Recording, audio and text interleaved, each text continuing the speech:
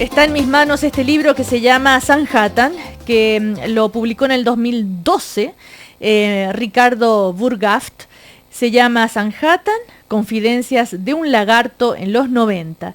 ¿Y por qué vuelve a tomar vigencia o actualidad o llama la atención esta novela? Porque es una mezcla de ficción y realidad.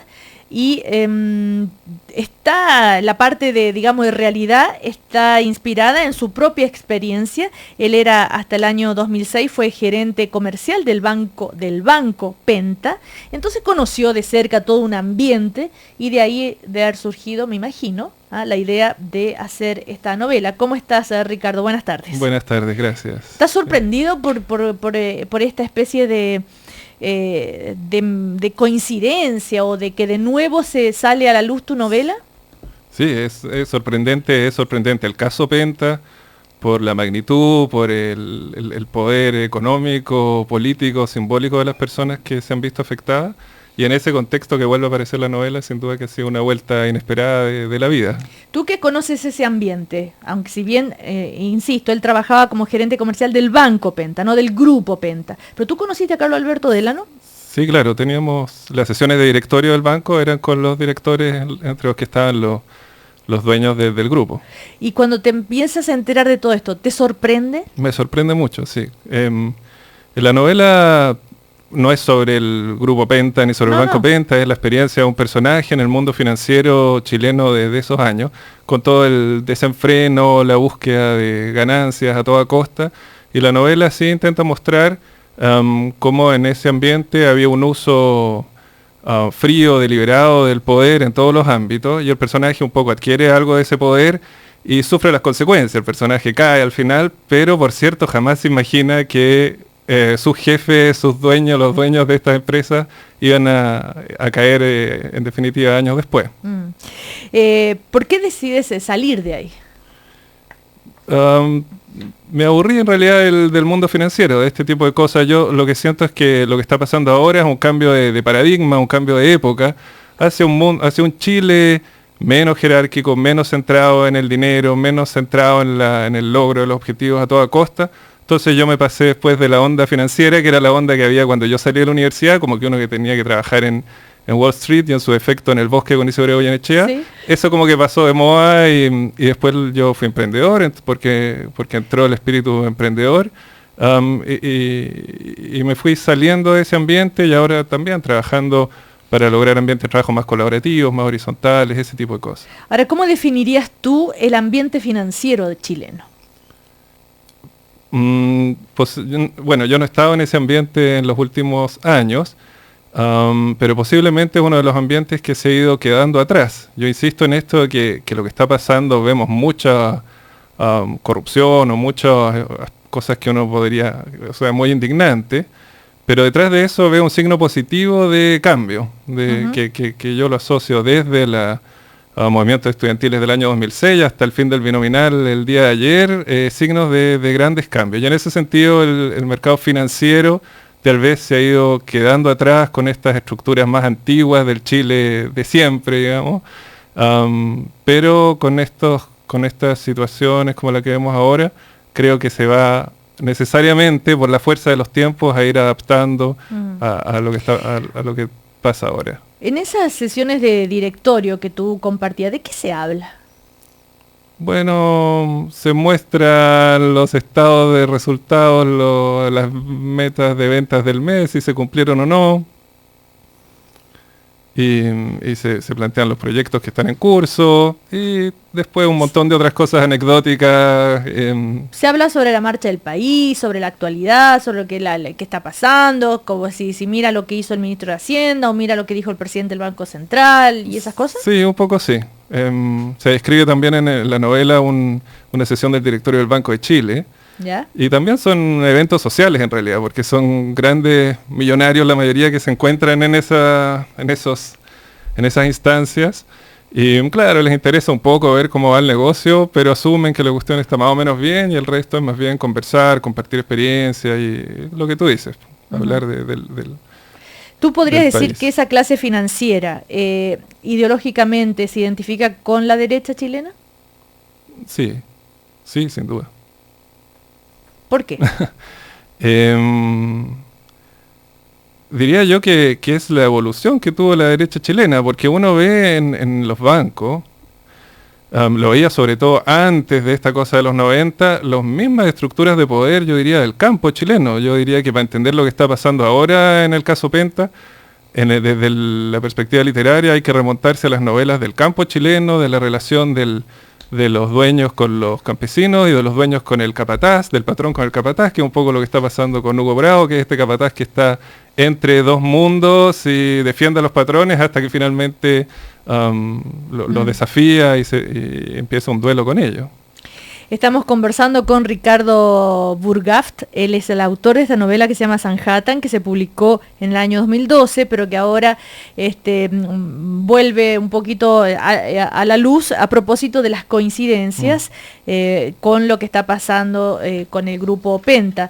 Ricardo, por ejemplo, cuando tú, ya que tú tuviste la oportunidad de trabajar en un banco importante como gerente comercial, estos personajes como Hugo Bravo, ¿existen de verdad? Puede ser que, como dicen unos, como dice él, todo lo que yo hacía era solo la orden de ellos, yo no me mandaba solo.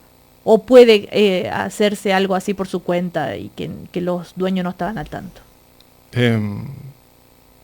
Bueno, yo no sé realmente exactamente lo que pasaba, lo que pasa, sí, lo que sé, está, pero en este caso lo que pasa es que este era un banco importante, pero al mismo tiempo un banco pequeño, en que los socios, los dueños estaban bien cerca de lo que estaba pasando, y Hugo Bravo efectivamente era muy cercano a ellos, y tenía una relación de muchos años. ¿Tú conociste a Hugo Bravo? Sí, claro, también era parte del directorio. ¿Y cómo era su personalidad? ¿Qué dirías tú? Tenía esta personalidad, es un poco duro decirlo así, pero era como el rango intermedio en el fondo. No estaba con la estatura de los socios, no tiene al parecer este pasado, esta estirpe más aristocrática que tienen los otros, entonces era el factotum efectivamente, el que estaba a cargo de todas las cosas chicas, de los trámites, de las relaciones, de los documentos, qué sé yo. Y ocupaba ese lugar intermedio, como uno hablaba con los socios y muchas veces la cosa terminaba, resuélvanlo con Hugo. Uh-huh. Pero un tipo normal. Sí. Confiable. No especialmente extrovertido como para poder hacerse amigo de él, no, en general era más bien silencioso. Entonces no puedo decir más allá de eso. Yo me imagino lo que debe haber sido para ti enterarte de esto. Cuando empiezas a ver todo lo que está pasando. Es un impacto. Sí, un impacto. Como te digo, lo que yo percibí, lo que traté de poner en el libro, era la sensación de el uso del poder. De que había una idea de usar el poder de manera muy deliberada, muy con fines bien específicos.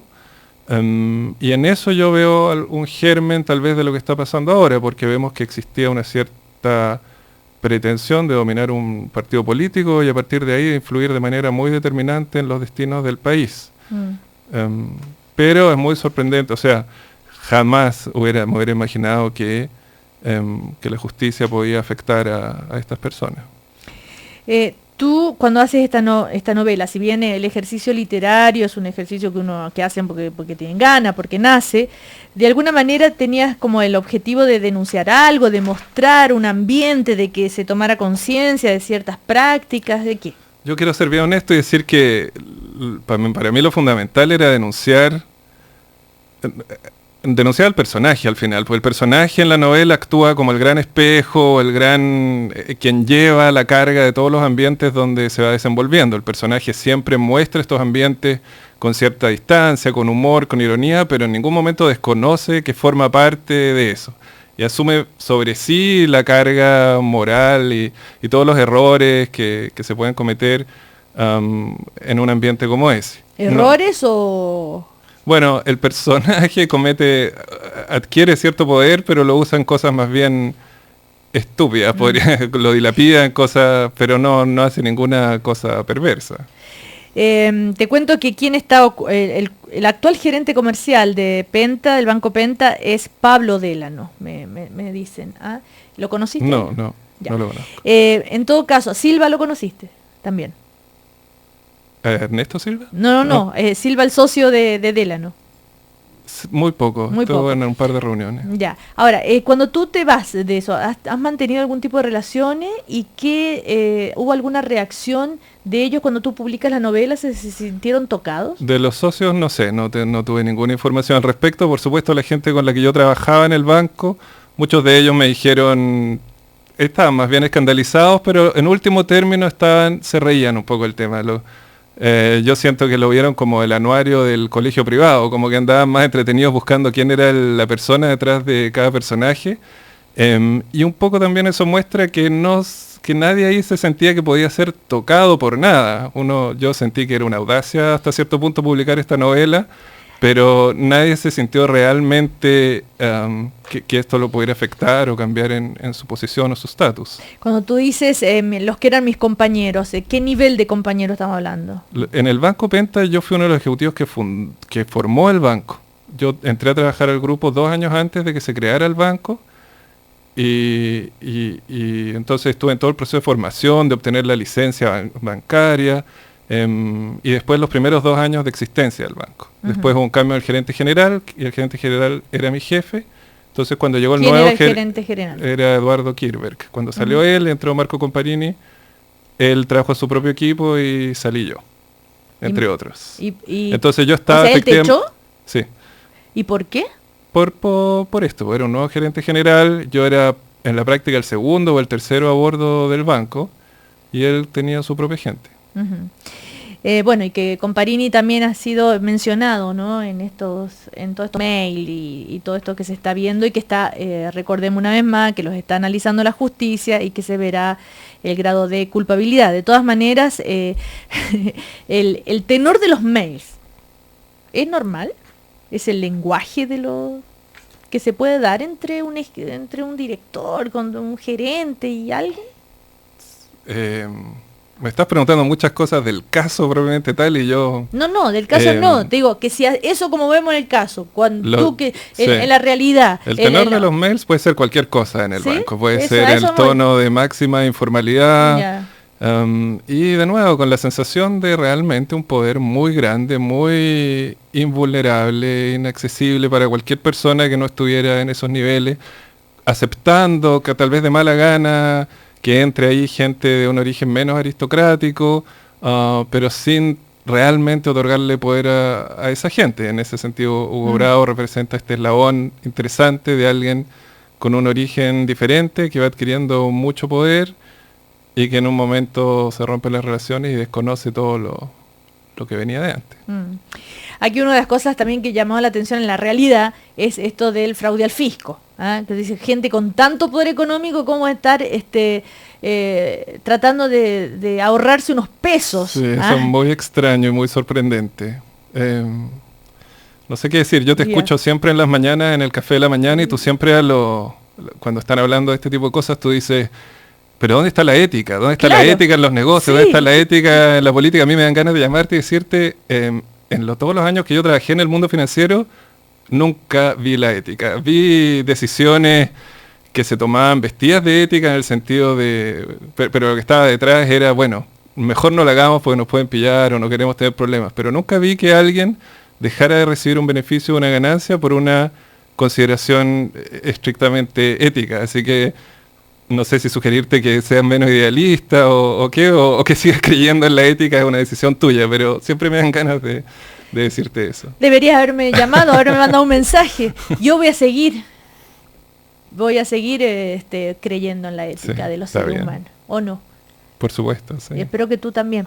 La última pregunta, ¿por qué esta novela cuando salió no tuvo la difusión suficiente, estar comentada en los diarios, que haya sido, no sé...